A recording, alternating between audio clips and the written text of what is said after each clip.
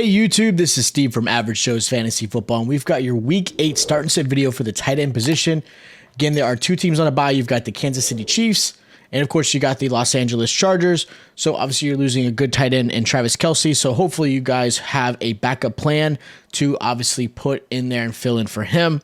And obviously Gerald Everett was another good tight end this season, and again, another good tight end you've got to fill out.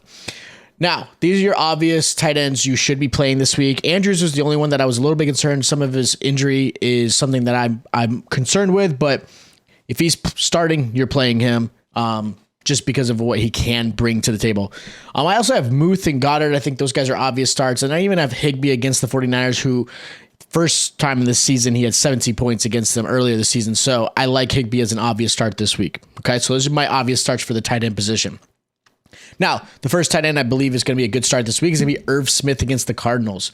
Cardinals allow 20.3 points to the tight end and over 75 receiving yards as well. Now, Irv Smith hasn't been the receiving threat I thought he was going to be going into the season. I had him highly ranked.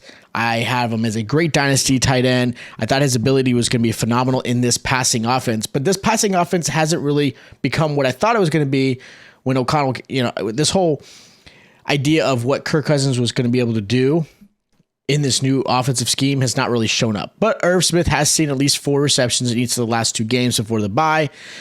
And this is a matchup I think he could at least get 5 to 6 receptions, get you probably in those double digits above 10 points. So I do like this one as a good option for him, just because, again, the Cardinals are not great at stopping the tight end. Another tight end is in that same game is Zach Ertz as a good start. Going against the Vikings, obviously. Vikings give up 15.4 points and just under 60 receiving yards to the tight end. Ertz is a good receiving threat. Did fail last week. He only had 2 receptions, only put up like 4 points. That 2-pointer, if you guys get points for that in fantasy, helped a little bit better. But previous to that dud game, Ertz saw 20 targets in 2 games. So he was seeing a lot of targets. Now, DeAndre Hopkins is back, so that does play a factor in this one. So you got to be concerned with that. He is going to take away a few targets. But even last year when Zach Ertz was with, obviously, Hopkins on the field, Zach Ertz performed really well. I like this as a good turnaround game against the Vikings for Zach Ertz, and have a nice double-digit performance that you should be expecting out of your tight ends. If you're getting 12 to 14 points out of your tight end, that is a good week in the tight end in the tight end world. Another tight end you should be starting this week is TJ Hockenson against the Dolphins. Hockenson can be up and down, and it's one of those inconsistent plays. I like him in this matchup, though. Amon-Ra is expected to play, but should be something you do have to monitor just in case he really doesn't, because I think it only amplifies Hockenson.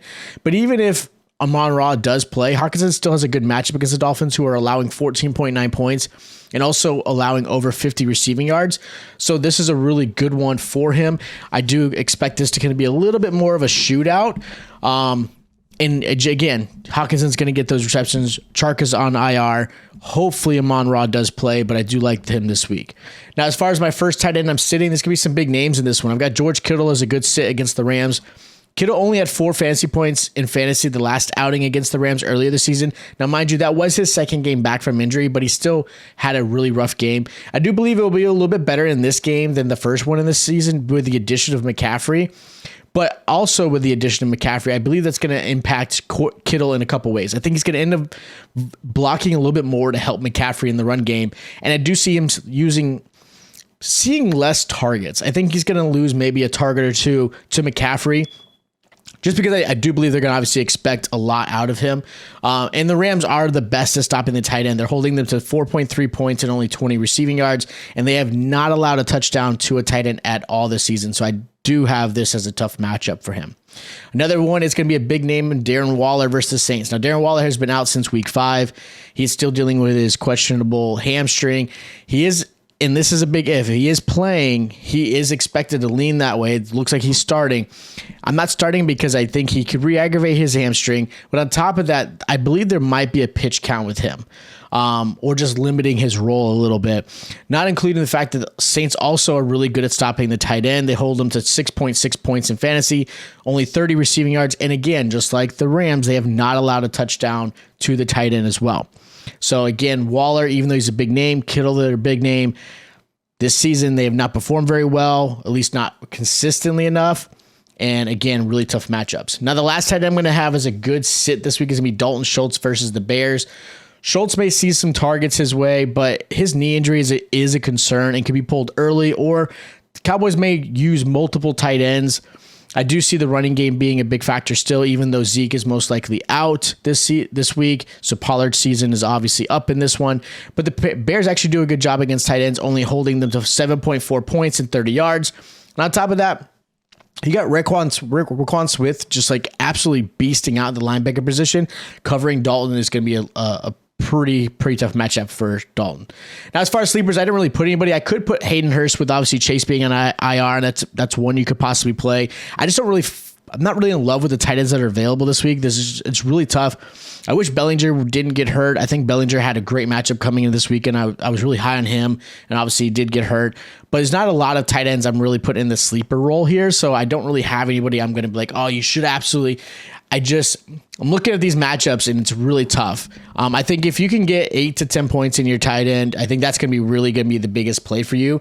I didn't mention anything about Kyle Pitts. I know a lot of people are kind of at that point where they're just done with him.